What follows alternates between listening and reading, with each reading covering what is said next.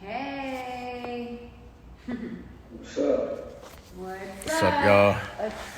Working all day, staying positive, being productive. Right now, I'm about to do a pause Zoom with Todd, Health is Wealth therapist.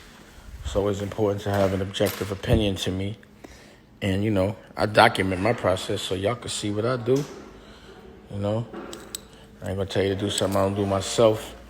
And I don't want y'all to take this time to be dormant, to waste it, you know.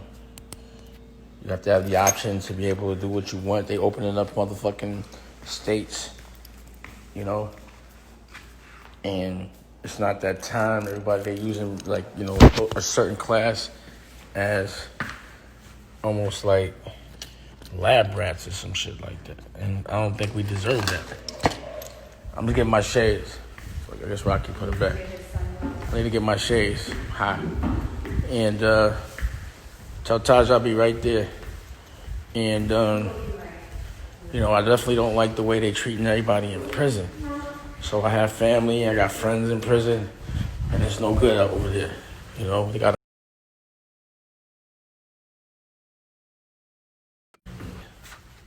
shit is crazy.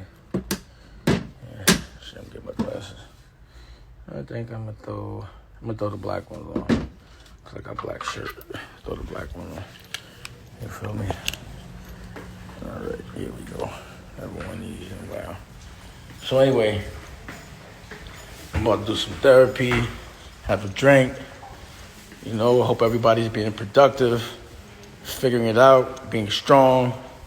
You know, honestly, I believe that the way the world once ran will not run the same. It will be a new world, and I'll be on top.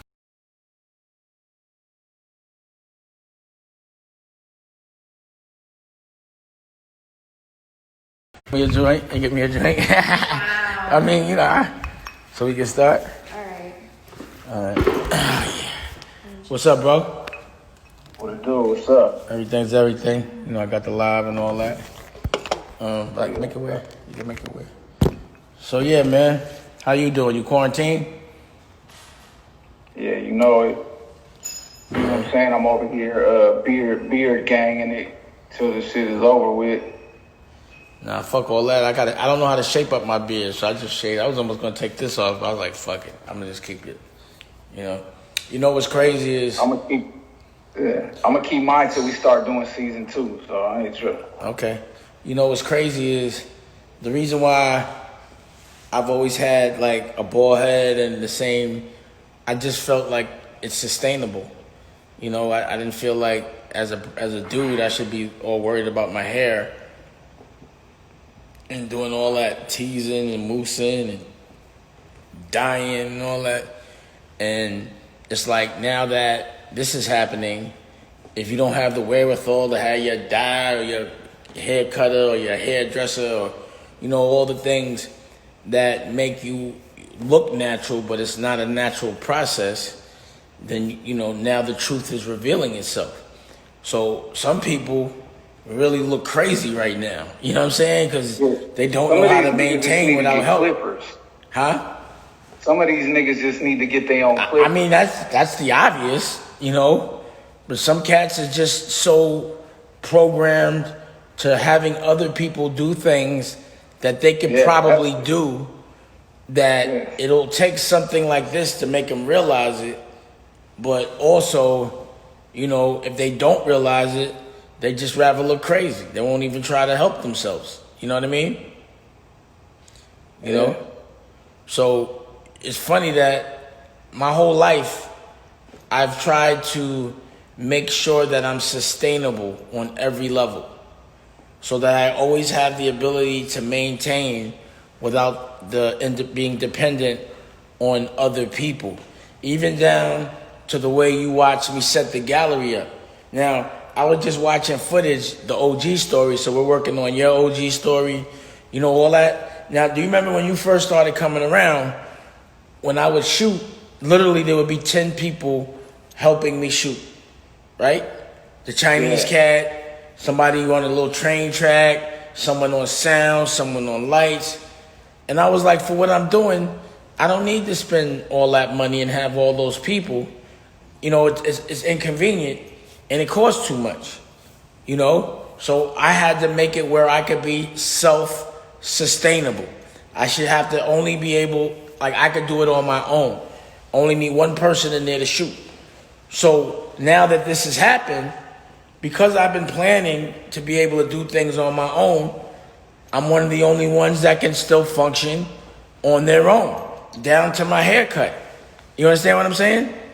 I'm just always making sure that I'm dependent on me for everything.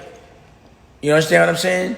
And I think what the world's gonna learn is a lot of stuff that they can do on their own, they always could do it on their own.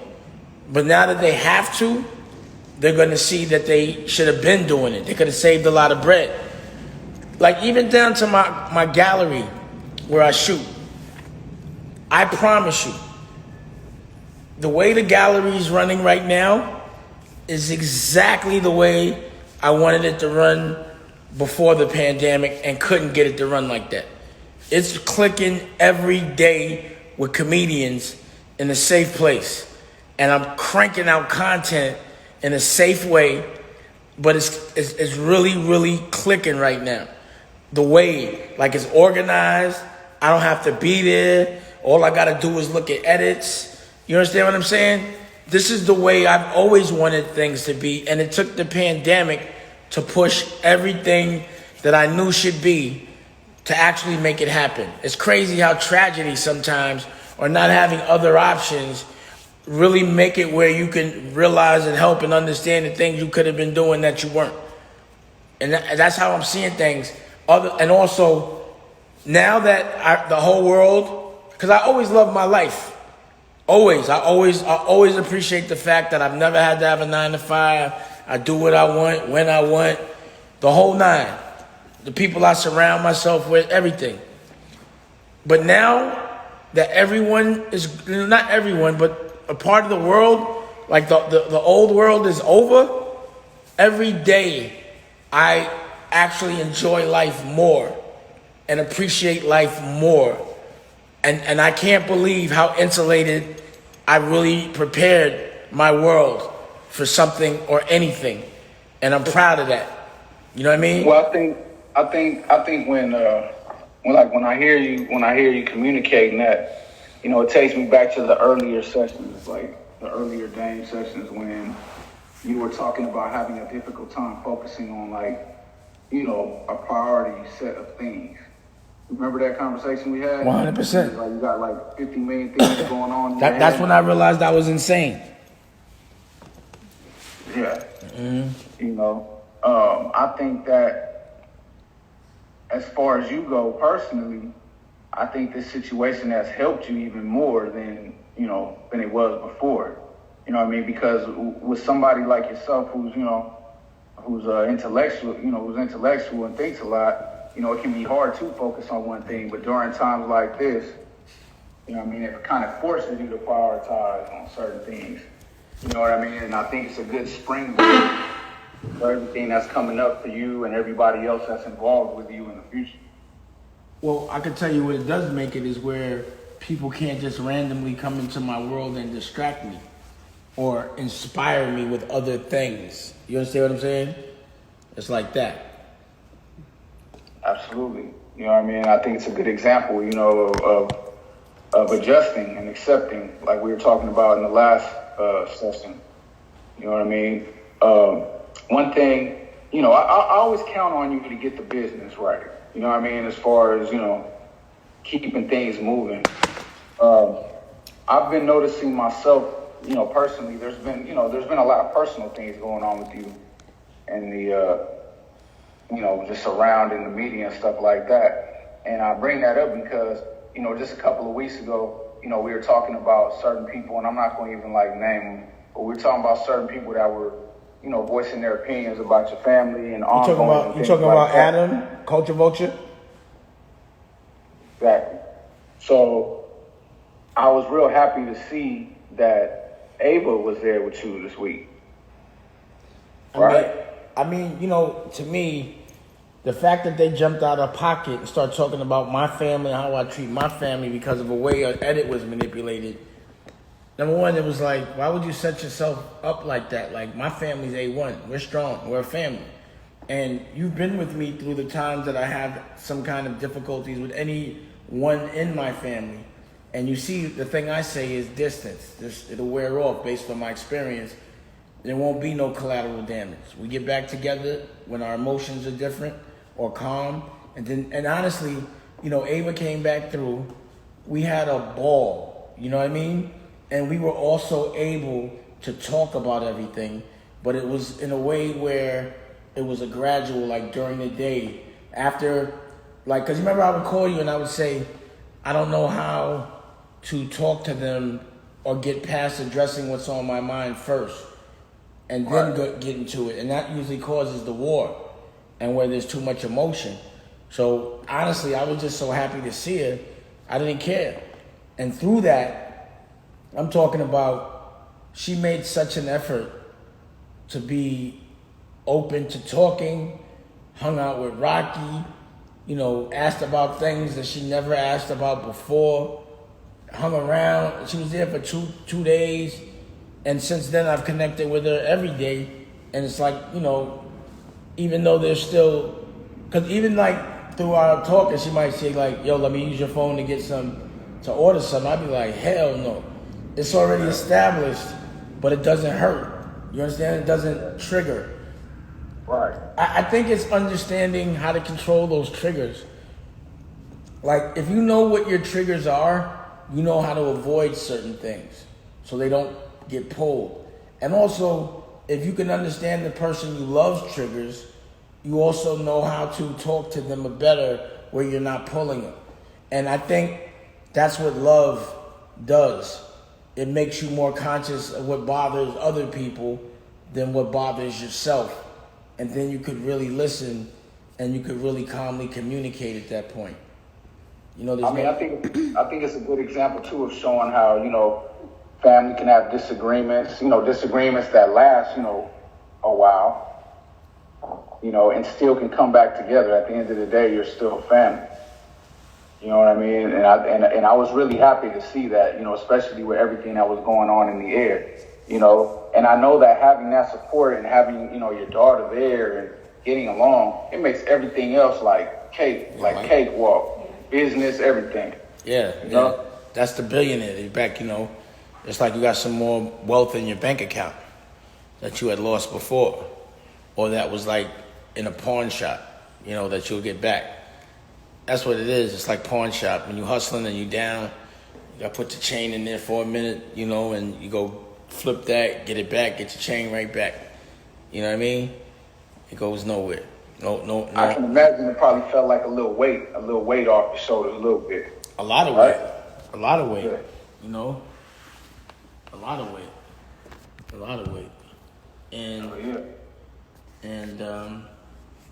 you know, a person that I really respect, you know, a very strong individual, he's not doing so well. One of my OGs, and I spoke to him, and, you know, that shit broke my heart, man. I cried.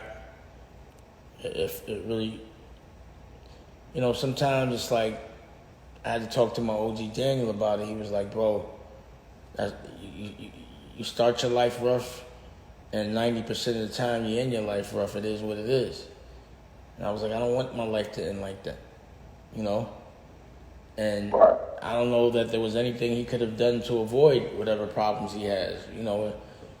But it's just, how do you just don't want to have to go out like that. Be strong and have the people that looked up to you see you weak, you know?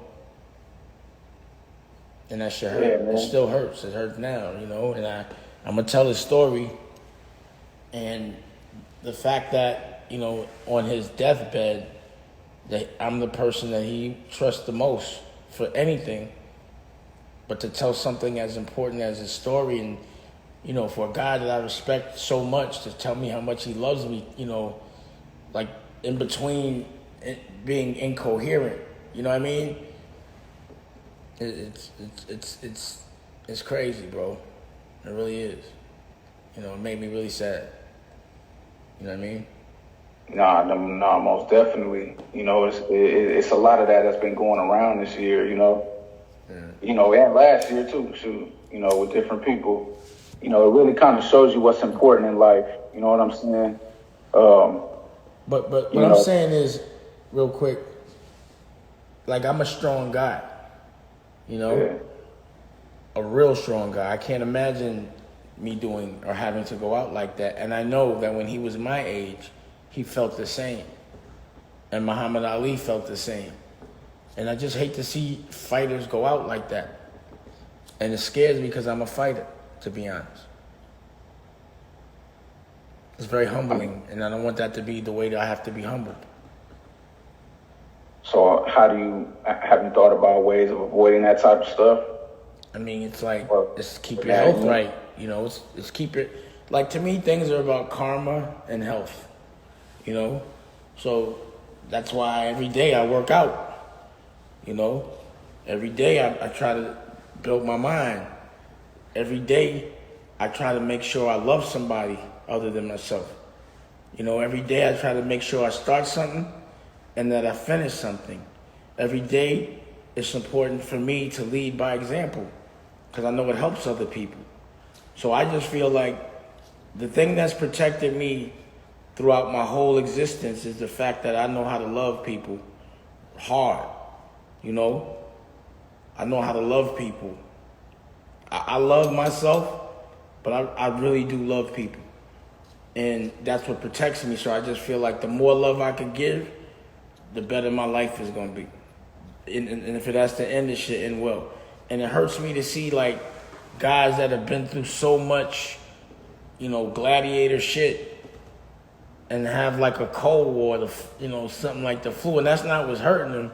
But there are other people that I'm seeing going out like that have had some really crazy lives. So because of the timing in which this has come and their age, they don't have the resources to fight it no more. Like I know if they were my age, they'd be able to knock it down. But they can't right now. They're defenseless. So my thing is also to make sure that my mind and my body is never defenseless. It's important to me to be better than I am, better now than I was when I was 19. You know, I gotta hit that bag harder. I gotta move quicker. I gotta love more. I gotta do more shit. I'm not gonna waste any second on this planet because time is precious because it gets taken like that. And I'm gonna leave a big footprint on this world. I already have, but you know, there's so much I wanna do for the world. There's so many creative things in my brain. The insanity kicks in. After I do this, I'm gonna do that. After I do this, I'm gonna do that. And I gotta do it all. You know what I mean? I gotta do it all. I mean, do you worry about that a lot? Like doing it all? Do you even know what all it means right now? Nah, it ain't no all, because once I figure one thing out, once like something happens, it enlightens me to something else. You know what I mean? So as I learn, every time I find and learn something that makes me think I'm smarter, I learn something that makes me think I'm dumb. You understand what I'm saying? And it's crazy, man. Absolutely. It makes me think, damn, just when I thought I was smart, I'm stupid for thinking I'm smart.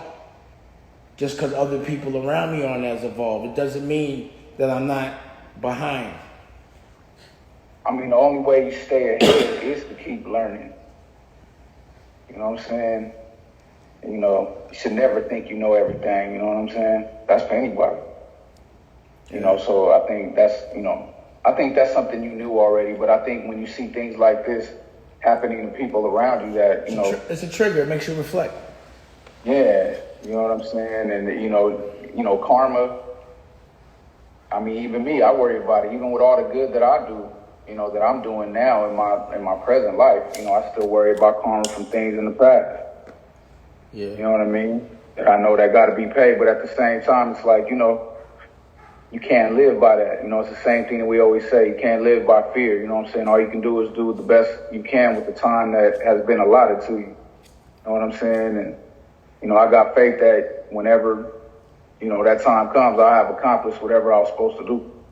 Yeah, you gotta give You know what I'm 100. saying? I think when you're aware, that makes you way more responsible.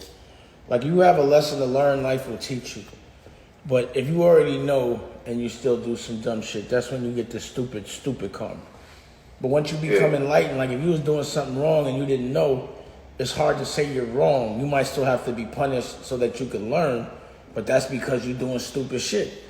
But once you learn and you change, it's about your intention, I think.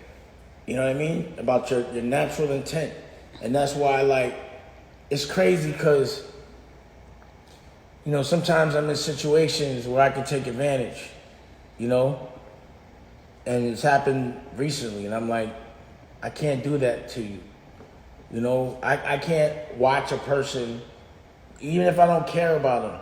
If I see somebody doing something and I think they're hurting themselves, I'm not gonna just let them do it in front of me. I can't look the other way, even though it doesn't affect me. Like for example, in my crib, I don't believe in the vapes because I'm seeing what it does to young people. So I'll be like, yo, don't vape in here. The reason why is because I don't feel like having to tell you every time you do it how bad it is for you, because that's my responsibility. I'm conscious. You know what I mean? So it does affect you. It does. Well, it affects me because I have to teach. I don't feel like teaching all the time. It's like there's certain people in my family that I can't really talk to because I know they're going to do something so stupid that I have to start lecturing. Because I can't, even if I don't feel like it, they're probably in front of me for that reason. That's why God put them in front of me, so I could give them that enlightenment. And in that respect, that's why I feel like I'm like an angel in certain ways. You feel me? It's like I have, what do you call that disease? When you spit it all out all the time, what's that shit called? Tourette's. Not Tourette's. The other one, what the girl was saying today. Oh God, I don't know. Oh man. Well, that thing where you have no filter. You know what I mean? Right. Like I have no filter when it comes to seeing somebody hurt themselves. I can't not say you're doing it wrong. I just can't. I mean, one Asperger. I have Asperger of that. You know what I mean? A mild version of Asperger, I think. It's a friend of mine that was here was telling me about she has a little Asperger, and I was like, damn, it means you can't stop what you're thinking. That's a form. Technically now, just so you know, Asperger's don't exist. It's all under an autism spectrum now. Break that down. So Asperger's is now on the autism spectrum, so they don't call it Asperger's no more. So that word doesn't even exist anymore? Not clinically. So yeah, the slang version of Asperger's. I have a form of the slang version.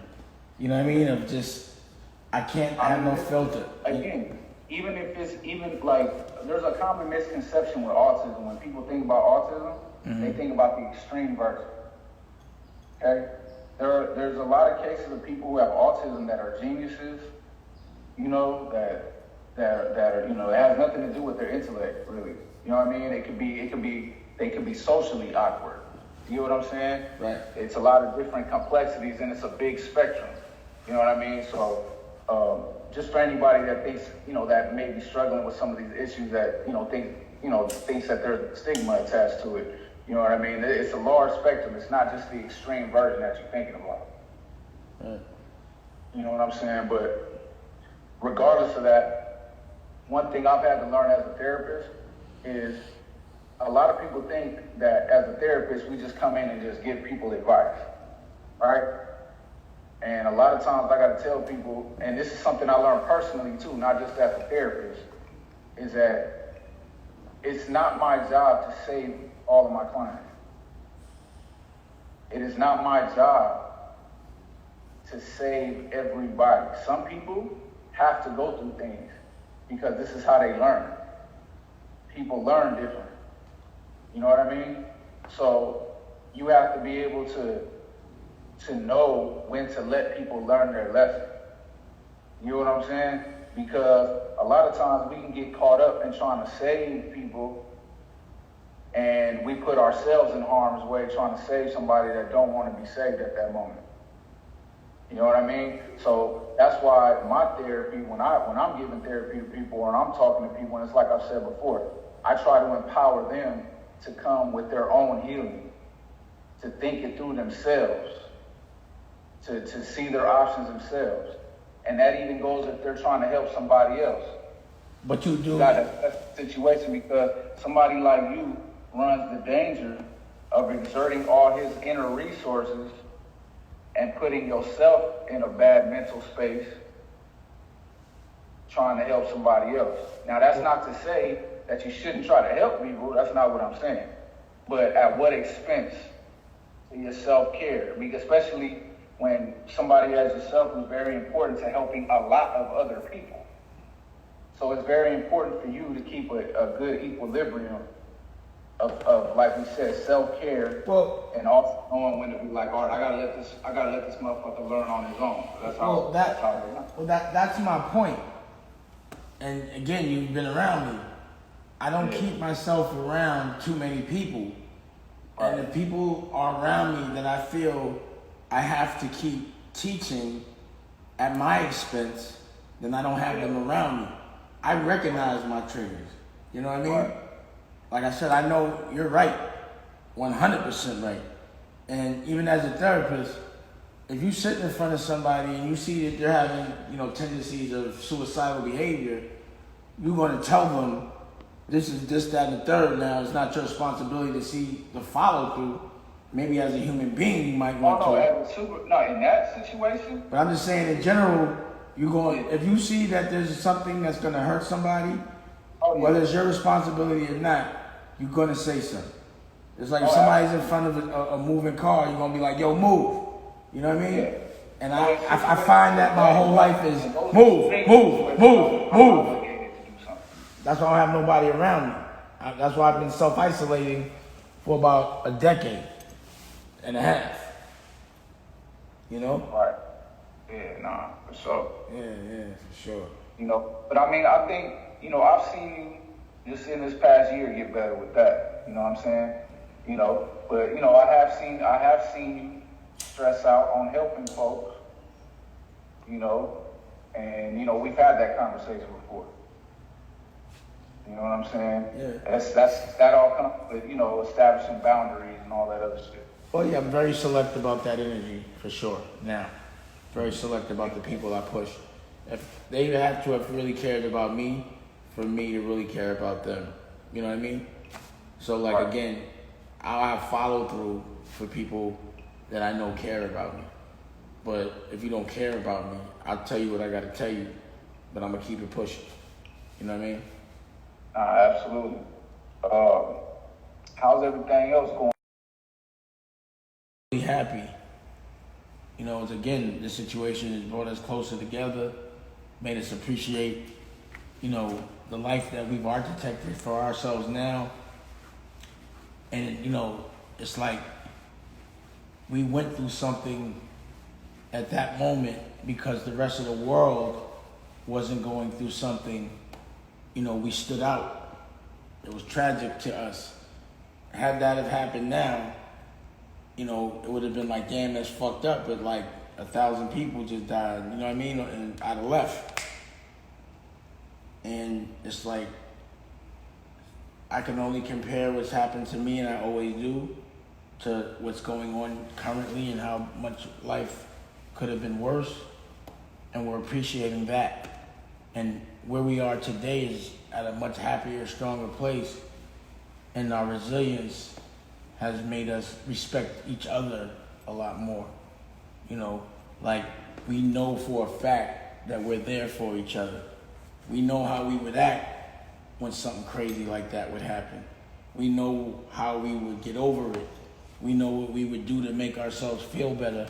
And every step of the way, we knew that we were the perfect partner for each other. Because that's where it counts. It's when the tragedies happen, how much support you can give the person that you love and how much that person you've invested in how much love they can give you, you know? And it's like, I couldn't have picked a better ride or die partner, you know, to go through something with, you know. Right. You know what I mean? And I admire, like I said, how y'all just jump right back into it, you know, and, you know, I know now, you know, is there any difference, like, as far as, because you've been here before, you were here last year, is there any anxiety about any of this process at all? Well, I'm not going too public with it, you know what I mean? We'll leave it at that. But, nah, it's better, you know, because I've seen it before. Yeah. You know, like, just again, based on the environment, had we not been so resilient, we would have had way longer term pain because we wouldn't be able to do shit about it right now. You know what I'm saying? Right. Like, everything would have just been on a standstill, and we would have just had to wait till this is over, and we don't know when that's over. So when you sit in self-isolation, you have a lot of time to reflect, or you have a lot of time to look forward to the future. So as opposed to sitting around reflecting right now, only when we do reflect, only to compare how great things are as opposed to how they were, we're thinking about our future. We're not thinking about the past. We're embracing how dope it's going to be in the next couple of months.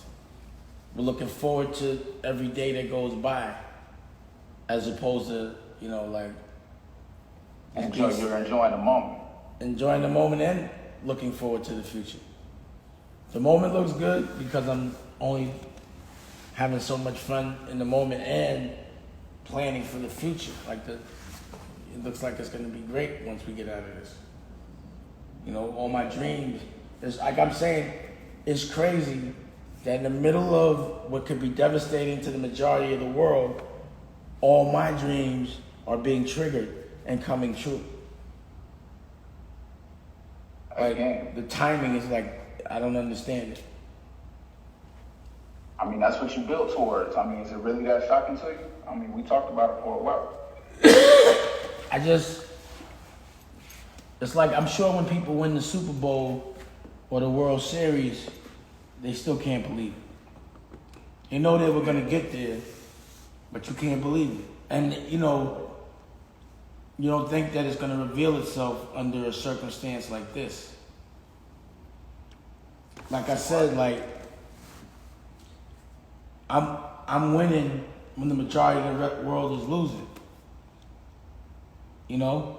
And it's crazy because when it looked like the majority of the world was winning, which they weren't, it looked like I was losing. Like, when the world can be outside, that's when I choose to stay inside. Now the world got to be inside, and I'm the only one that has a place to go outside to in a safe way. And I can be, and I'm outside. Like, when the world could do content professionally, I was doing content in the house. Now the professionals have to do content in the house, and I have a studio with my own cameras, and I can shoot content outside the house, but in my own environment, in my own bubble. It's crazy how things are. I mean, you know, it's really like, I feel like it's the natural progression of things. Like, I notice the more focus that I get, the smaller my circle gets. Absolutely. So now that it's being forced, basically, it's you really, know what I'm saying? I mean, there ain't nothing else to do but move forward. You know what I'm saying? For a person that looks at it like that, a lot of people are like, I'm stuck. I'm gonna just sit here and get, you know, heavy. You know what I'm saying? I feel like anybody that's been grinding understands this concept, and this is really not a big change. I mean, you know, my heart goes out to the people that came into 2020 not knowing that, you know, their husband, their daughter, their wife, or whatever it is, was gonna die from a fucking virus.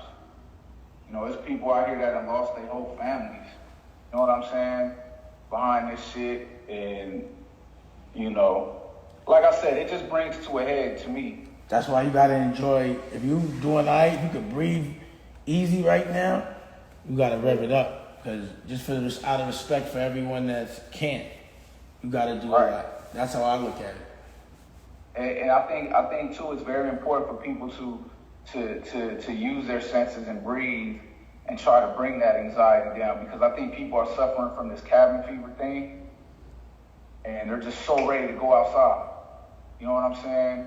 And, you know, what better way for the powers that be to test what's happening by saying, yeah, go outside. Go ahead. That's like You know what a I'm saying? see how stupid you are test. Let's Yeah. see who's really stupid. Who, you know what I mean? And then we'll just say they can go outside, and then let's see, just because we say they go out, do they feel like they're going to be invincible because we told them to go out? Yeah, and then man. there'll be a I mean, statistic. this is a different time now. We was talking about that briefly about, you know, I don't think things are ever gonna go back to how they were just a couple months ago. That's a wrap. Not as we knew it. I mean, I'm not saying people are not gonna be able to go outside, but I mean, It's just gonna be a new functioning world. the way we were. The way You know we what I'm move saying? is going to be different for sure. You feel me? Do you have you been planning for that? The aftermath of all of this, Yeah. personally and business wise? Yeah, I mean, again, my business is actually somewhat pandemic proof because you need content. You know, you have to be able to go to people's houses without going to people's houses. And whoever could do that the best is going to win. And I'm completely prepared. I got a lot of work. Like, look how many episodes of Healing is Gangster we have in the cut. Yeah. So you got to think about it. Every week we were still shooting and putting something out. And now that we can shoot, we got a whole bunch of work as if we were shooting every week. Like, the timing is ridiculous. We just was like unconsciously, and remember we'd have the conversation like, man, we got so much. I'd be like, yep, that's perfect.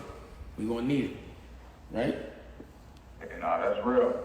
And then look You at know, this. I applaud it, man. I'm learning a lot from you about, staying focused. You know what I'm saying, and then keeping your eye on the prize. You know what I mean? Even through all this bullshit. You know what I mean? It's a valuable lesson, bro. You know what I'm saying? Because it's a lot going on. It's been a lot going on, but it's really important to keep your eye on the prize. You know what I'm saying? Especially for somebody, and that's what I wanted to ask you. For somebody who might not know, how it is dealing with. You got to deal with people's perceptions of you. You got to deal with, networks trying to make things that they're not. Trying to change the. To keep your focus and keep that eye on that prize.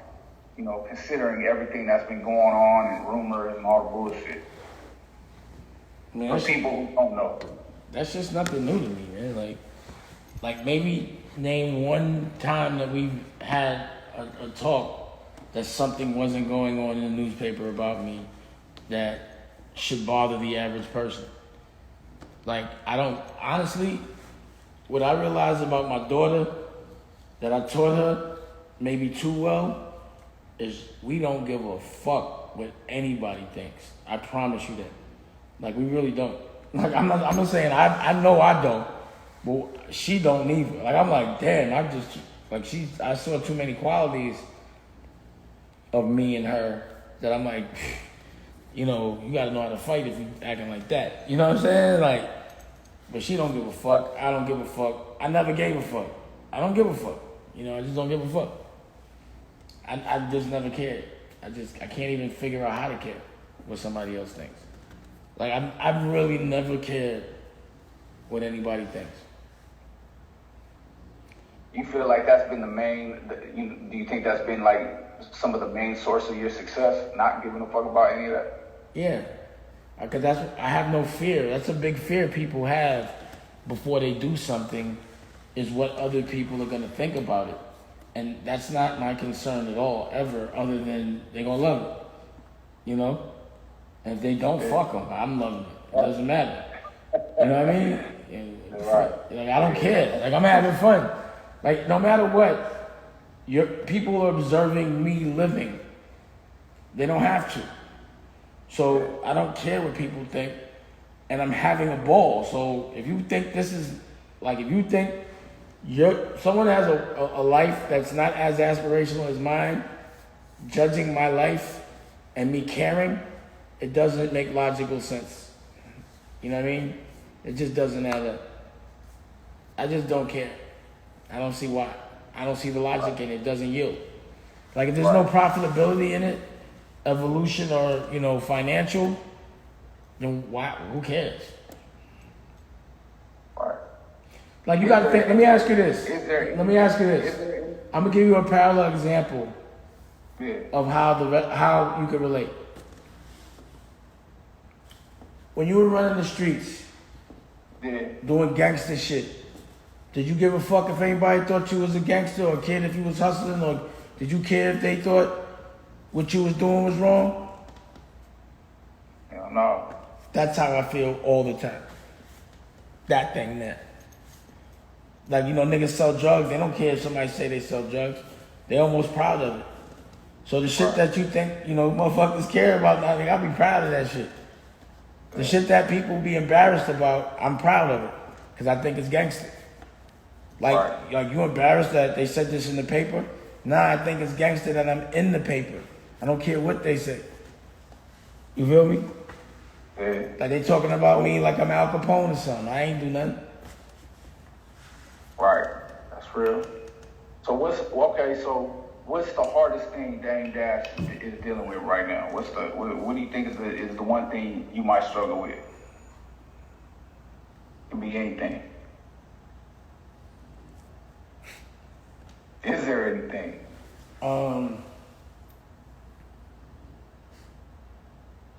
Yeah. Sometimes I wonder why I love women so much. Physically or just like all of it? I just love women, man. Like, I don't know. I just love women. I just love being around women. I just like women. That's not necessarily it depends on how you handle that, but that's not necessarily a struggle, but it's not a struggle, but it is something. It's something as you get older, you struggle to control certain things. Yeah. Right. Like I think to myself, like, when am I gonna not be girl crazy no more? Like, I'm gonna be 40 I'm 49, and I'm still like girl crazy, like I'm fucking in high school. I mean, I think that's something to be explored, because I think every man, at least 95% of men deal with that problem. And it doesn't really have an age, like young, old. I don't think too many people love women more than me. I promise you that. I'm sorry, I just don't think so. I have a natural love, like, I really love everything about a woman. Like, Nicolette might love women more than me, and that's the only person I know. But other than that, I don't think it exists. Yeah, well, there's probably a billion men that'll disagree with you, but I feel you. I think we need more platforms. I don't think so. I just really. Yeah, no, I think we need a platform for stuff like that. Because that brings up a good point.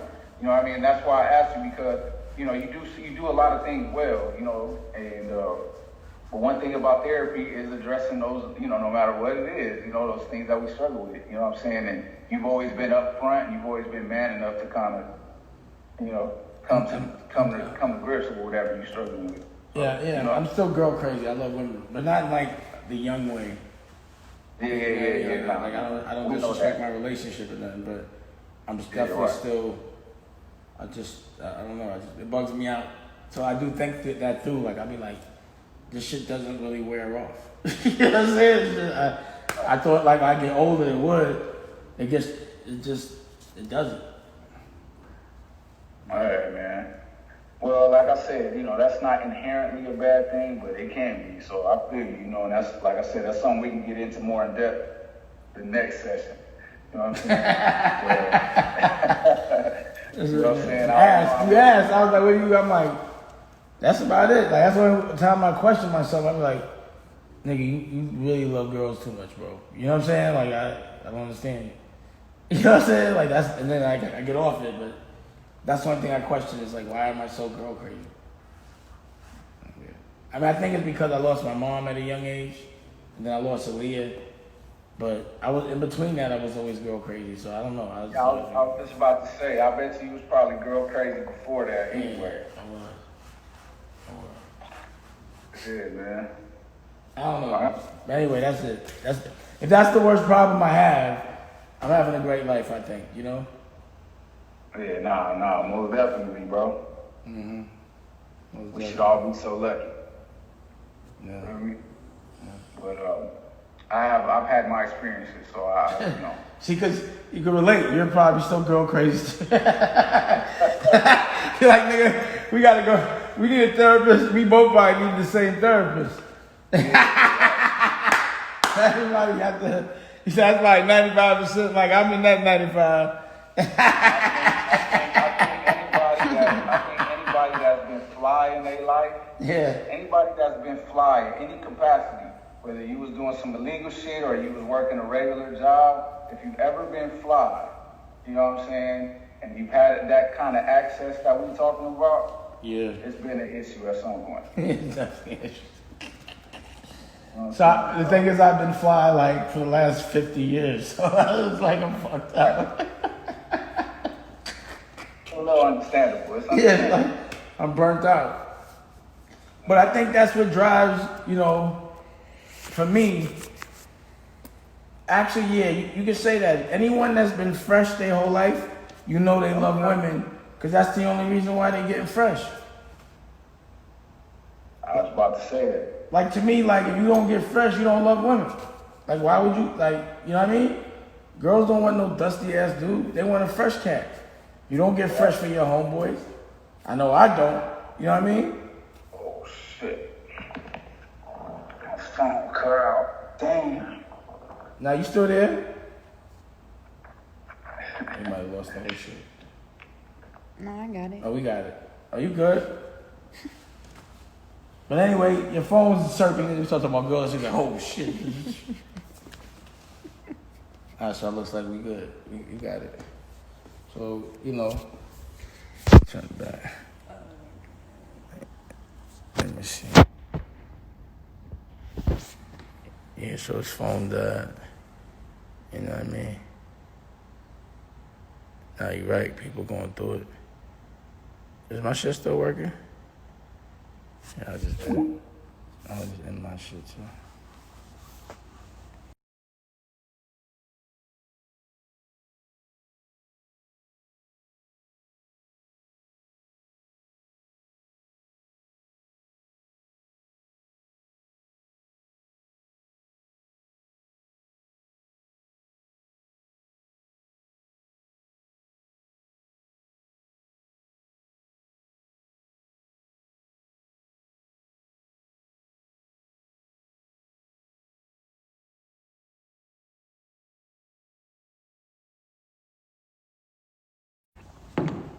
Oh shit, I think I lost it. I don't know where it's at. Damn. That shit gone. I ended it and it said pause.